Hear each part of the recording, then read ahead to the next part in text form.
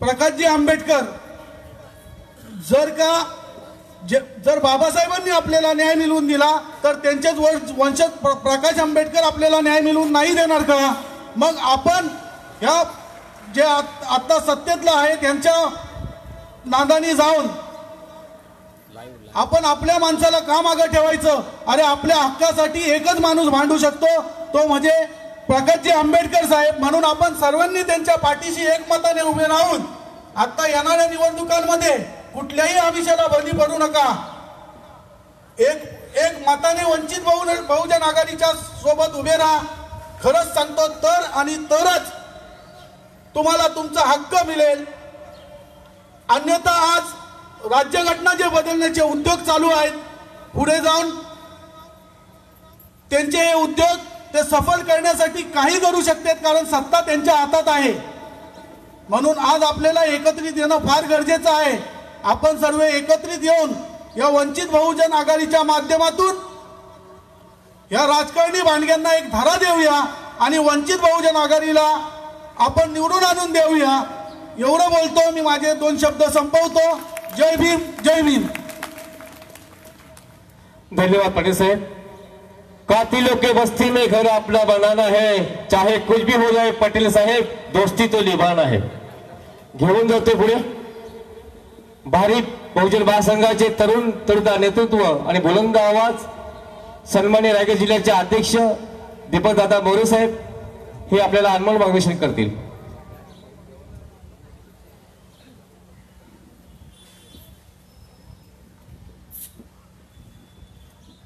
सर्व महापुरुषांना वंदन करून आजच्या ओबीसी परिषदेच्या रोहा इथल्या विशेष मार्गदर्शन जे आपल्याला लाभलेले आहेत, ओबीसी नेते, आदिवासींचे नेते, कोल्यांचे नेते आणि आग्र्यांचे नेते, सर्व ओबीसींचे नेते, राजाराम पाटील साहेब या मंचावरती ज्यांच्या अध्यक्षतेखाली कार्यक्रम पार पडतोय ते देवीदासजी जाधव आणि सर्व माझे जिल्ह्याचे, सर्व माझ्या वंचित आघाडीच्या सर्व सामाजिक, धार्मिक, राजकीय क्षेत्रातल्या सर्व कार्यकर्ते बंधू आणि भगिनींनो, सर्वांना क्रांतिकारी जय भीम.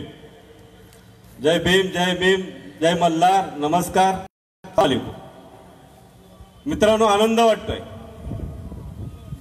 की रोहामध्ये ओबीसी परिषद खऱ्या अर्थाने जी साजरी होते आणि त्या परिषदेसाठी मार्गदर्शक म्हणून राजाराम पाटील साहेब आम्हाला लाभतात, ही सगळ्यात मोठी आपल्यासाठी फार मोठी आनंदाची गोष्ट आहे. पण रस्त्याने येता येता एका गोष्टीची खंत वाटली आणि दुःख वाटलं मला पायी चालत असताना, की अनेक वर्ष ह्या रोहामध्ये येतो, अनेक वर्ष राजकीय सत्ता कोणाकडे आहे, नगर परिषद कोणाकडे आहे, विधान परिषद कोणाकडे आहे, विधानसभा कोणाकडे आहे, राजकारण कोणाकडे आहे, हे असताना ह्या रोहाच्या शहरामध्ये अभिवादन करण्यासाठी डॉक्टर बाबासाहेब आंबेडकरांचा पुतळा नसावा, ही सगळ्यात मोठी खेदाची गोष्ट पाटील साहेब.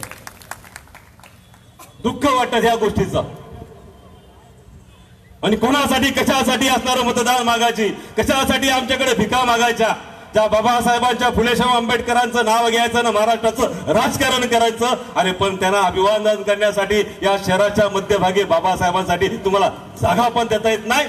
अरे तुम्ही आम्हाला बाबासाहेबांच्या पुतळ्याला जागा दिली नाही आणि त्या येणाऱ्या लोकसभेमध्ये विधानसभेमध्ये आम्ही तुम्हाला आता जागा देणार नाही, ही असणारी पहिली खुणगाठ आपण आता पणाची बांधणार आहे.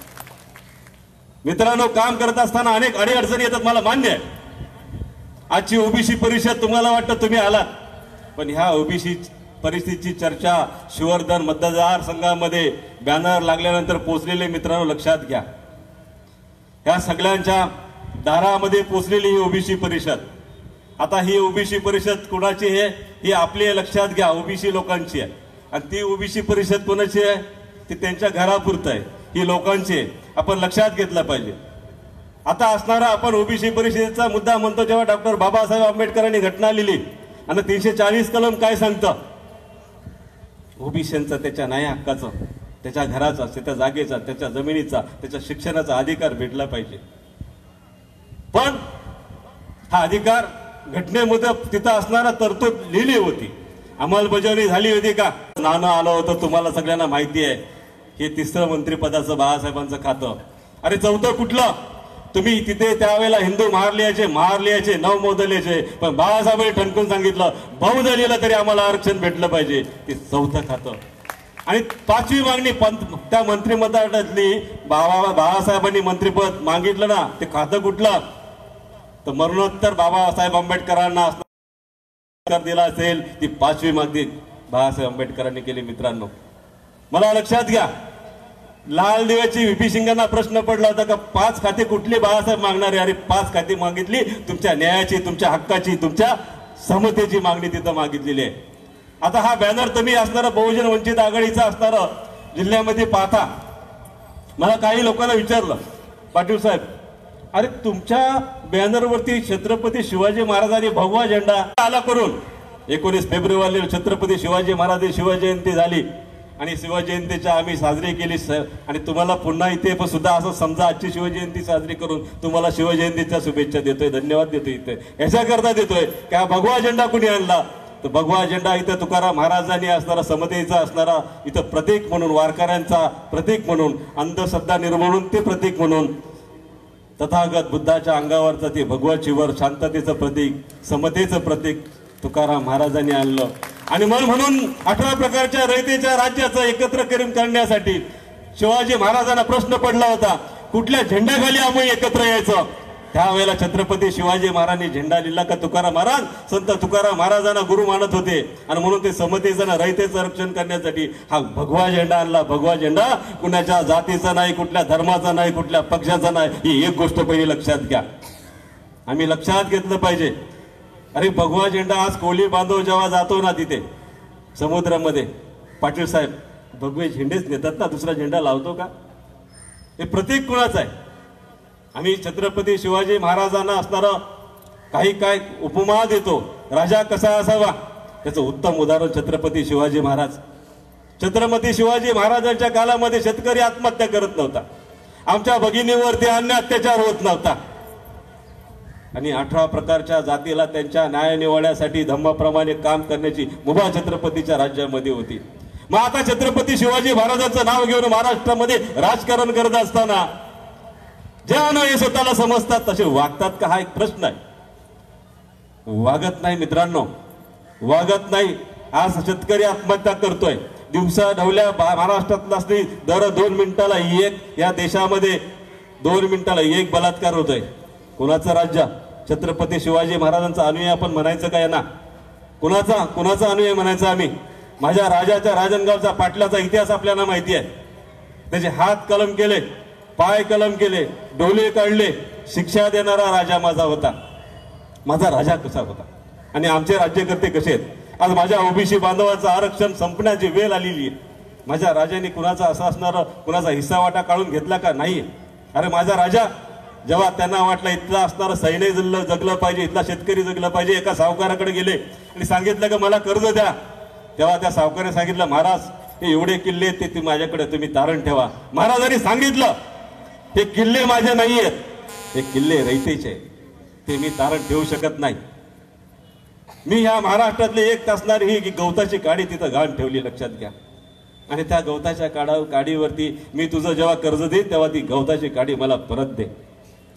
पण सुरतेवरती लूट करून छत्रपती शिवाजी महाराजांनी पुन्हा असणारं ते कर्ज दिलं आणि त्या सावकाराला सांगितलं मी तुमचं आता कर्ज फेडलं, आता माझी काडी मला परत द्या.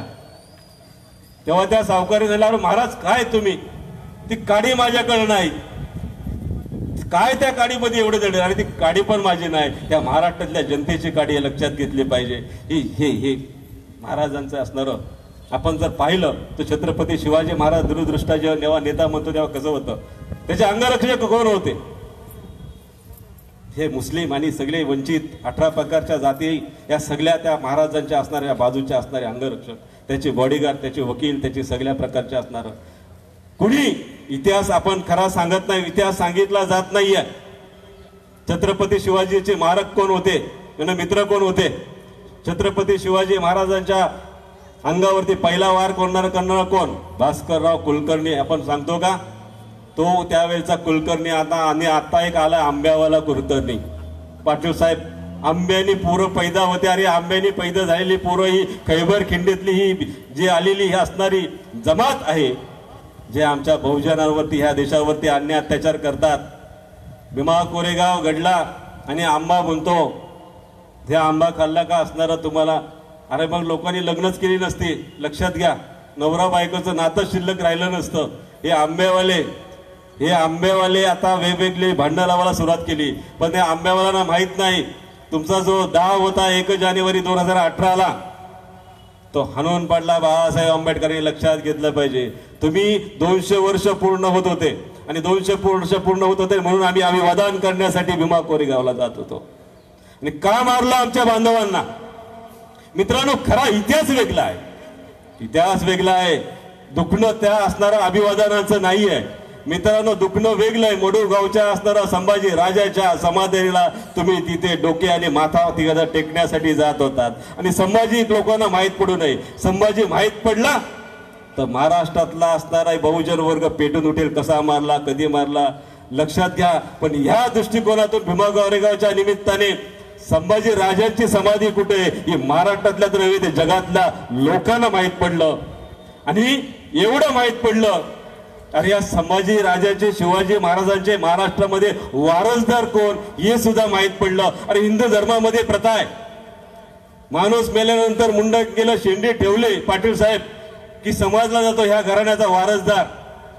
अरे पण त्या संभाजी राजांचे तुकडे एकत्र केले आणि शिवले आणि त्याला जागा सुद्धा दिली नाही. ते तुकडे एकत्र सुद्धा केले, कोणी केली? गणपत महाराजांनी त्याच्या वारसाने केली. जागा कोणी दिली? गणपत महाराज आणि त्याच्या वारसाने दिली. अरे मग सांगा, खऱ्या महाराष्ट्रामध्ये या देशातले छत्रपती शिवाजी महाराजांचे, छत्रपती संभाजी राजांचे वारसदार कोण? आम्ही अख्खे वारसदार, आम्ही वारसदार. लक्षात घ्या.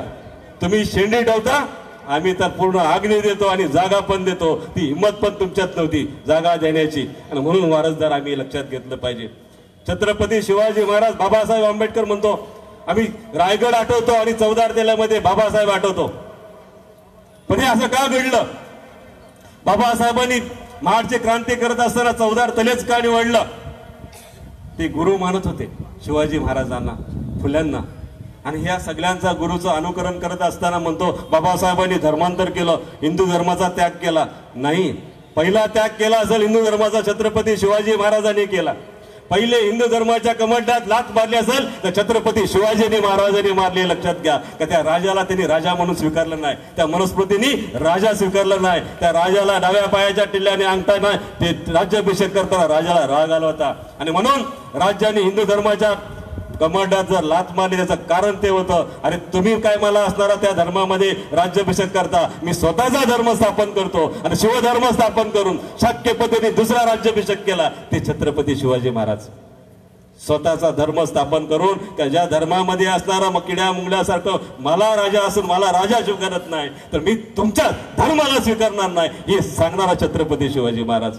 आणि म्हणून शिवाजी महाराजांच्या असणारा अनुकरण करत असताना म्हणतो आपण तर बाबासाहेब त्यांना गुरु मानत होते. लक्षात घ्या. आणि म्हणून महाडची मनुस्मृती चालत असताना या ओबीसीवरती अन्याय, महाडचा प्रश्न चौदार तळ्याचा पाण्यापुरता प्रश्न नव्हता मित्रांनो. हा प्रश्न फक्त बौद्धांचा नव्हता, त्या काळच्या महारांचा नव्हता, आदिवासींचा होता, तेल्यांचा होता, कोल्यांचा होता. या सगळ्यांचा प्रश्न घेऊन डॉक्टर बाबासाहेब आंबेडकर लढले. बाबासाहेबांनी मनुस्मृती जाळली का? तर अजिबात नाही. बाबासाहेबांनी सांगितलं पती गेल्यानंतर बाईनी सती जायचं का? तर तिथं शस्त्रपतीने सांगितलं नाही, चूक की बरोबर. एक एक पान काढल्याने झालं, चूक म्हटल्यानंतर त्या शस्त्रपती नावाच्या ब्राह्मणांनी मनुस्मृती जाळली. विचार करा, बाबासाहेबांच्या सोबत त्यावेळेला सुद्धा असणार ते त्या विचाराची लोक होती.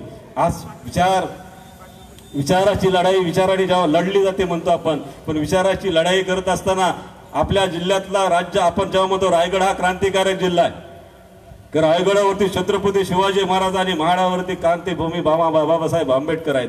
अरे पण असणाऱ्या रायगड जिल्ह्याचे प्रश्न आपण त्याच्याकडे कधी झोकून पाहतो का? 750 हेक्टर जागा असणाऱ्या ह्या पेण आणि रोहा तालुक्याची आज असणारा IPCची जागा रिलायन्सच्या गजामध्ये तिथे घातलेली आहे.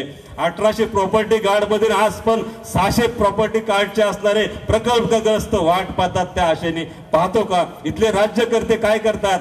अनेक वेळा तुम्हाला ह्या महाडकरांनी, या रायगडकरांनी, या रोहाकरांनी, या पेणकरांनी तुम्हाला महाराष्ट्रातल्या सत्तेवरती बसवलेलं आहे. लक्षात घ्या. लाल दिव्याच्या गाडीमध्ये बसलेले. मग या 600 प्रॉपर्टी कार्डाचं तुम्ही काय करणार आहात? हा सुद्धा प्रश्न निगडीत आहे. पण मित्रांनो, मी आव्हान देतो, इथे बाळासाहेब म्हणतात बाळासाहेब आंबेडकरांच्या वतीने, आणि राजाराम पाटील तर त्यांचा दांडगा अभ्यास जागेच्या बाबतीमध्ये कुल कायद्यामध्ये फार मोठा दांडगा अभ्यास आहे. कारण बाबासाहेबांचे अनुयायी म्हणून असताना तुम्ही स्वतःला ज्या म्हणतात, अरे बाबासाहेबांचा अनुयायी कसा असतो तो तुमच्या समोर बसलेला आहे. नागो शेठ पाटलांनी बाबासाहेबांच्या सोबत काम केल्याने या इथला असणारा कुलब्यांचा, इथला असणारा कुलांचा प्रश्न जेव्हा सोडवलेला आहे, आज भारिप बहुजन महासंघ, वंचित बहुजन आघाडी या जिल्ह्यातला प्रकल्पाचा प्रश्न सोडवल्याशिवाय राहणार नाही. लक्षात घ्या मित्रांनो. तिथे असणाऱ्या रसायनीमध्ये बीपीसीएल आलेला आहे, 450 हेक्टर जागा HSC कंपनीची होती. अरे तुम्ही कंपन्या आणताना कंपनी परस्पर असणारा प्रकल्प ही जागा दुसऱ्या कंपनीच्या नावावर करतात. अरे परंतु त्यांना तो अधिकार आहे का? शेतकऱ्यांनी एका कंपनीसाठी जागा दिली होती, प्रकल्पासाठी जागा दिली होती, त्यांचा असणारा कंपनी बदलली का शेतकऱ्यांचा आणि कंपनीचा अग्रीमेंट संपला, काही संबंध राहत नाही अगोदरच्या कंपनीचा. नव्यानं आलेला करार, नव्याने आलेली कंपनी, त्यांचा ना शेतकऱ्यांचा अग्रीमेंट होईल. लक्षात घेतला मित्रांनो. कुठल्याही प्रकारचा प्रकल्प, पूर्वीचा प्रकल्प 150-200 वर्षाचा प्रकल्प असेल आणि तुम्ही जर शेतकऱ्यांच्या ते लादत असाल तर मला वाटतं भारिप बहुजन महासंघ, वंचित आघाडी कधी खपवून घेणार नाही, तुम्हाला न्याय दिल्याशिवाय राहणार नाही. लक्षात घेतलं पाहिजे. आपण आता राजावरती असणारा आपण आलेलो आहोत. 18 प्रकारच्या जातीला एकत्र घेऊन त्या राजाचं सैन्य एकत्र केलं. पुन्हा एकदा आता वाटलं की शाही बदललेली आहे, पुन्हा असणारी व्यवस्था बदलली आहे.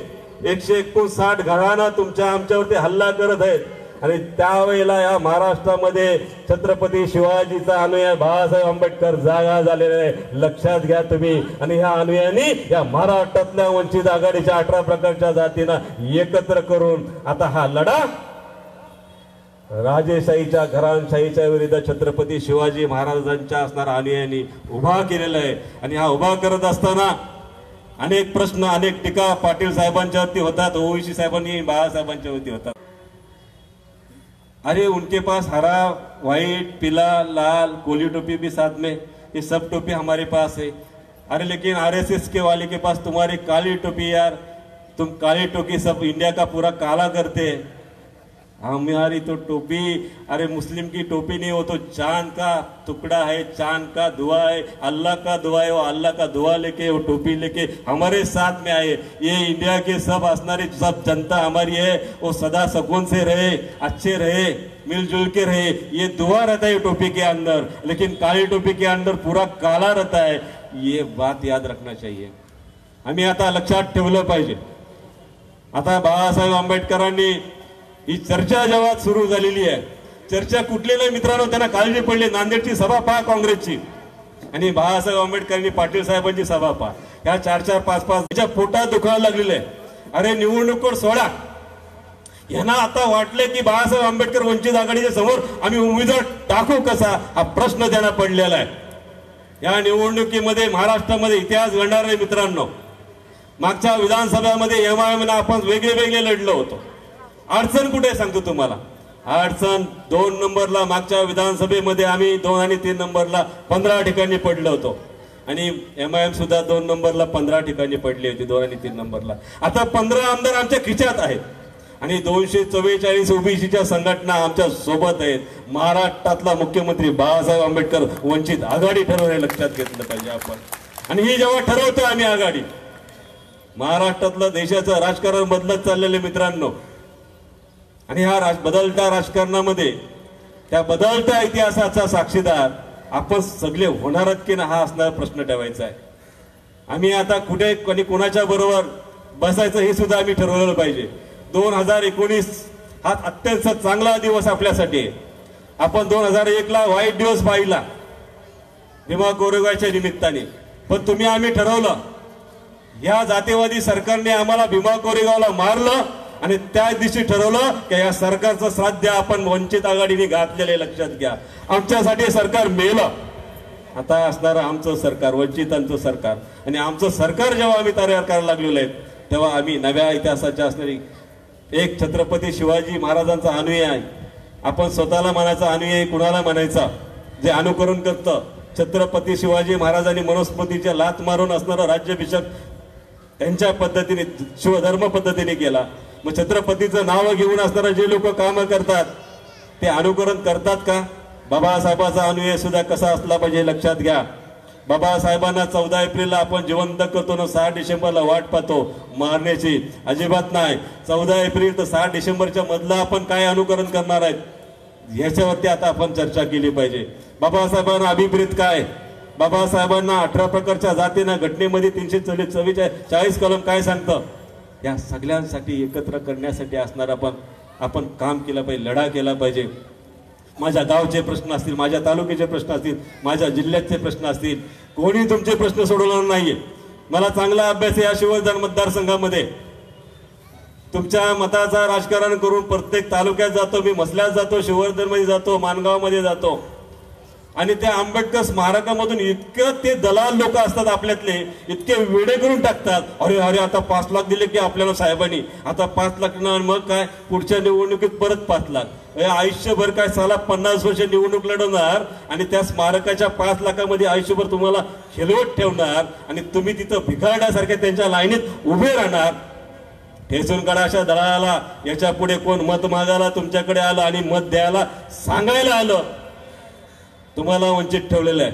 तुम्हाला शपथ आहे डॉक्टर बाबासाहेब आंबेडकरांची, तुम्हाला शपथ आहे तथागत गौतम बुद्धाची. तुम्ही बोला 33 कोटी देव असणार आमच्यावरती कोपतात, पण सांगता ही नियती सोडत नाही, तुमच्यावरती कोपल्याशिवाय राहणार नाही. त्याचं कारणच आहे, तुम्ही जर बाबासाहेब आंबेडकरचं नाव घेऊन राजकारण करत असाल तर खऱ्या अर्थाने बाबासाहेबाच्या त्या असला अनुयाला तुम्ही जागा, बाबासाहेबाच्या अनुयाला जागलं पाहिजे तुम्ही असणार.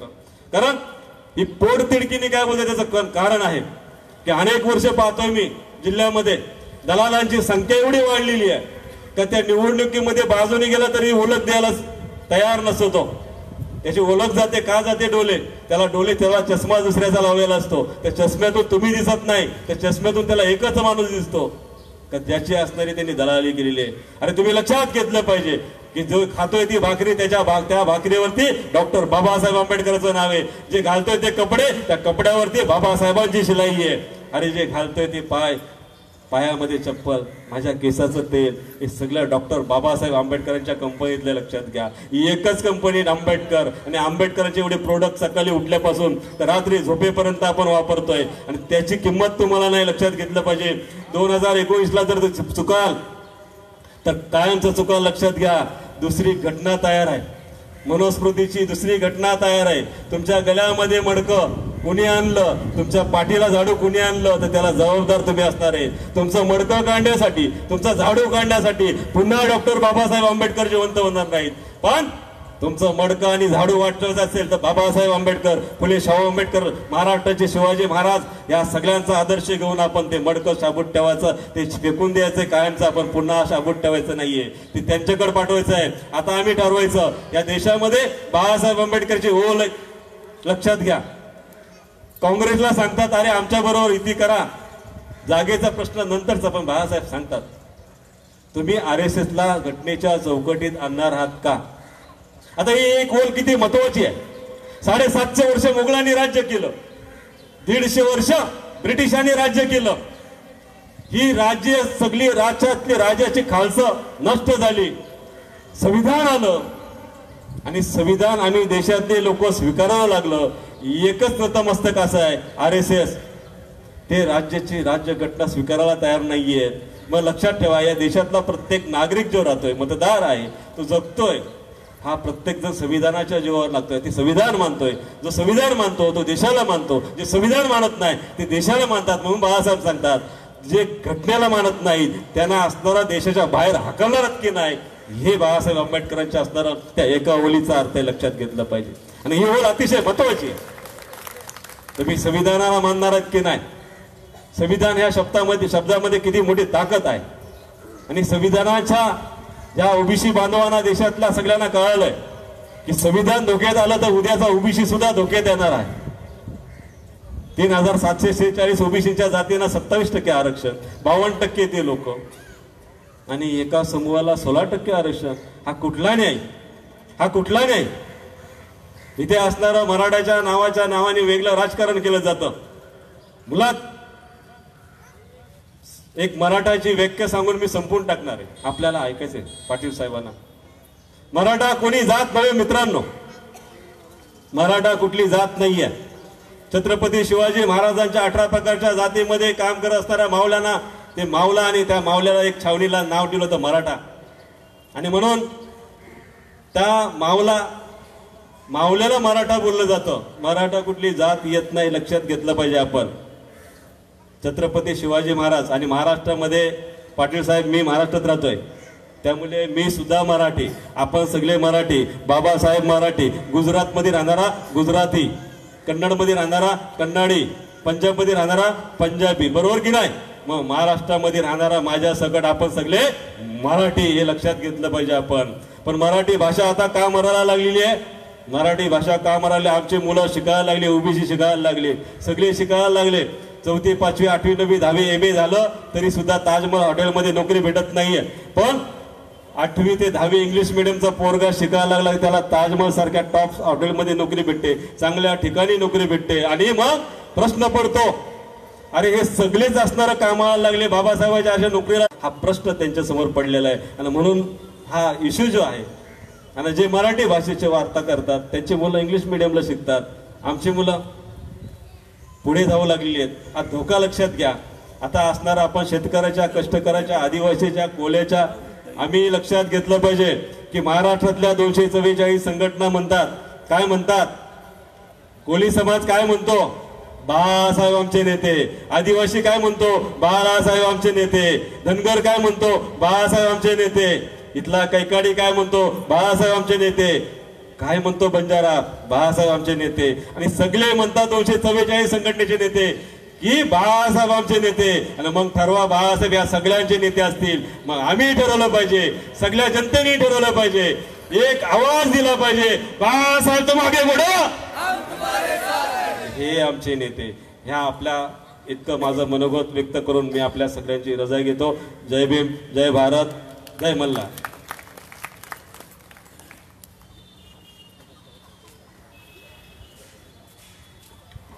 इथे उपस्थित झालेले मंचावरती सन्माननीय बोधले पंचायत समितीचे तालुका अध्यक्ष विकासजी शिंदे साहेब यांचं स्वागत देवीदास जाधव आजचे सभाध्यक्ष करतील. शेळके महाराज, वारकरी संप्रदायाचे शेळके महाराज या दोघांचं स्वागत आजच्या कार्यक्रमाचे सभाध्यक्ष सन्माननीय विकासजी देवीदासजी जाधव करतील.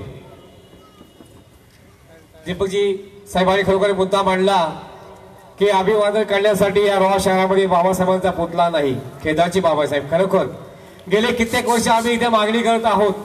परंतु जेव्हा गेल्या वर्षी इथे भीमोत्सव झाला, याच मंचकावरती आम्हाला नकार मिळाला. म्हणून ओबीसी समाजानं आणि बौद्ध समाजाने ठरवलंय की येणाऱ्या लोकसभेत तुम्हाला कुठं दणका द्यायचा आणि कसा पुतळा उभा करायचा हे आम्हाला चांगलं माहिती आहे. याचा आता विचार तुम्ही आम्हाला नका द्याने करायला पाहिजे. हे विश्लेषण, समाज एकत्र आला की विचार एकत्र येतो. अरे समाज एकत्र आला की विचार एकत्र येतो, आणि विचार एकत्र आला की क्रांती होते, आणि क्रांती झाली म्हणजे विजय होतो. अरे कशाला चालता उगाच राजघटनेचं सोनेरी पान? कशाला चालता उगाच राजघटनेचं सोनेरी पान? अरे विखारी म्हणून तुझी आधी मनातील साफ करा तुमच्या घाण.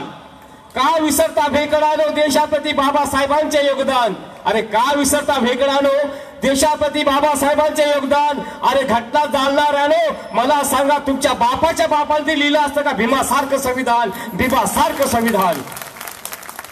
एवढं बोलून सर घेऊन जातो आजचे प्रमुख मार्गदर्शक आणि ओबीसीचे नेते, झुंजार नेतृत्व, आगरी समाजाचे एक पहाडी बुलंद आवाज, एक अभ्यासू नेतृत्व, व्यक्तिमत्व,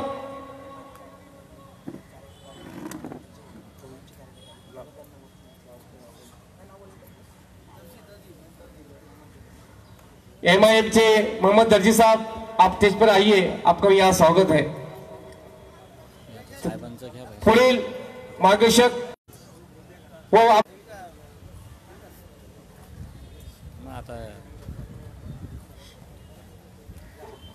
सर्वांना जय भीम. सगळ्यांनी जोरात जय भीम बोलायचं आहे. जय भीम. बंधू आणि भगिनींनो, मंचावर असलेल्या सर्व मान्यवरांचा आदर मी सुरुवातीलाच व्यक्त करतो. आणि आपल्या समोर जे महापुरुष आहेत त्या महापुरुषांना सुद्धा आपण अगोदरच अभिवादन केलेलं आहे. आज या रोहा शहरामध्ये जी सभा होत आहे, ही सभा अत्यंत महत्त्वाची सभा आहे. जवळून घ्या, क्लोज घ्या. याचं कारण असं आहे, मी माझे पत्रकार मित्र धम्मशील सावंतांना विनंती करेन की संपूर्ण रायगड जिल्ह्याने ही सभा पाहिली पाहिजे. ही सभा ओबीसींची सभा आहे आणि या सभेतल्या अध्यक्षांना मी धन्यवाद देईन की ओबीसींसाठी आपण ही सभा लावलेली आहे. आपण आमचे मोठे भाऊ आहात आणि ओबीसींना जागवण्याचं काम करत आहात, म्हणून या सगळ्या मंचावरच्या लोकांसाठी आपण टाळ्या वाजवाव्यात. बंधू आणि भगिनींनो, जवळून घ्या तिथून क्लोज. माझ्या डोक्यावर जी टोपी आहे ही मच्छीमार बांधवांची आहे, थोडक्यात मासे खाणाऱ्या सगळ्या लोकांची आहे. तुमच्यापैकी मासे कोणी खात नाही का? सगळे खात असाल तर हात उंच करा. पुढल्या वेळी आपण सगळ्यांना अशा टोप्या घालू. मला हे सांगायचं आहे की या शहरामध्ये फार मोठी परंपरा आहे. इथे बाजूला आदरणीय CD देशमुखांचं नाव आहे. पांडुरंग शास्त्री या नगरीतले आंतरराष्ट्रीय कीर्तीचे विचारवंत, पांडुरंग शास्त्री आठवले आंतरराष्ट्रीय कीर्तीचे विचारवंत, अशी फार मोठी पार्श्वभूमी या रोहा शहराला आहे. परंतु कोळी टोपीत असलेला आमचा कोळी बांधव इथे बाजूला पसरलेला आहे. सांस्कृतिक दृष्ट्या रोहे नगरीमध्ये महान कोण आहे हे ओळखायचं झालं तर ही कोळी टोपी घालणाऱ्या आगरी कोळी भंडाऱ्यांनी, इथल्या ओबीसींनी लग्नामध्ये कधी हुंडा घेतला नाही, हुंड्यासाठी बायकांना जाळलं नाही. आणि ही जी 2000 वर्षांची संस्कृती या रोह्याची आहे, ही श्रेष्ठ संस्कृती आहे. जी मोठी मोठी नावं आहेत त्यांनी लग्नामध्ये हुंडा घेतला, स्त्रियांना अधिकार नाकारले आणि मनुस्मृतीनुसार जगले. आणि म्हणून वंचित असलेल्या कोळी समाजाला मी धन्यवाद देईन की आपण आपल्या घरामध्ये स्त्रियांचं रक्षण करून, स्त्रियांना अधिकार देऊन जो वारसा जपलेला आहे तो लग्नामध्ये हुंडा नाकारण्याचा वारसा म्हणजेच मातृसत्ताक संस्कृती. आणि ही जी आई एकविरा आहे तीच महामाया आहे आणि तीच तथागत गौतम बुद्धांची आई आहे. बंधू आणि भगिनींनो, रायगडचं गॅजेट वाचा आपण. कदाचित माझं भाषण तुम्हाला अतिशयोक्ती वाटेल, पण रायगडच्या गॅजेटमध्ये स्पष्ट म्हटलेलं आहे, कुंडलिका नदी जिथे रेवदंड्याजवळ समुद्राला मिळते तिथून या रोहे शहरापर्यंत 2000 वर्षापूर्वी आंतरराष्ट्रीय व्यापार चालायचा. जगातली सगळ्यात मोठी जहाजं या रोहे नगरीत यायची आणि त्या काळामधला इथला रोहेकर जो मूळचा रोहेकर आहे तो अतिशय श्रीमंत होता, व्यापारी होता आणि इथूनच तो आई एकविरेच्या कारल्याच्या लेण्यांकडे जायचा. असा इतिहास साऱ्या जगाला माहित आहे. परंतु हा इतिहास लपवला गेला. हा इतिहास सागरी व्यापाऱ्यांचा होता, हा इतिहास मच्छीमारांचा होता, तो लपवला गेला. आणि त्याचा परिणाम म्हणून या शहरामध्ये आज रस्त्याला चौकाला कोळी माणसाचं नाव नाही, आमच्या मुस्लिम बांधवांचं नाव नाही, मग बाबासाहेबांचं नाव कशाला येईल? हा जो विषय आहे हा विषय इथल्या मागासवर्गीय बांधवांना, भूमिपुत्रांना अधिकार नाकारणारा विषय आहे. आणि म्हणून आई एकविरेच्या नंतर तथागत गौतम बुद्धांनी जे काम केलं ते या नगरीमध्ये सुद्धा फार मोठ्या केल्याचे पुरावे आहेत. आणि सम्राट अशोकाच्या काळात आम्ही लोक जगाशी व्यापार करत होतो ही गोष्ट आमच्या इथल्या लोकांना माहित नाही. आज तुम्ही पाहिलं तर कुंडलिका नदीचं गटार झालेलं आहे. मी इथे कुठलं होडी आणि जहाज येऊच शकत नाही. म्हणजे ही आम्ही केलेली प्रगती आहे की अधोगती आहे? तर अधोगती आहे. आणि म्हणून सम्राट अशोकानंतर इथे ज्यांनी पुन्हा एकदा मोठमोठे किल्ले बांधले, जागतिक व्यापार पुन्हा एकदा सुरू केला, आरमार सुरू केलं, ते राजा छत्रपती शिवराय यांची मी तुम्हाला आठवण करून देईन. आणि छत्रपती शिवाजी महाराजांची आठवण करून देत असताना हे पण सांगेन की ते इमामचे मुस्लिम बांधव आमचे उपस्थित आहेत. आज जेव्हा कल्याणची सभा बाळासाहेब आंबेडकरांची झाली आणि आम्ही प्रेमाने बाळासाहेब आंबेडकर आणि ओवैसी साहेब यांना ही कोळी टोपी घातली तर त्यावर महाराष्ट्रामध्ये वाद झाले, संपूर्ण देशात वाद झाले. मला अनेकांनी विचारलं की पाटील साहेब, मुस्लिम बांधवांच्या डोक्यात तुम्ही कोळी टोपी कशी घातली? मी पहिलं कारण सांगितलं की मुस्लिम बांधव मासे खातात आणि आम्ही पण मासे खातो, हे पहिलं कारण आहे. आणि दुसरं ऐतिहासिक कारण असं आहे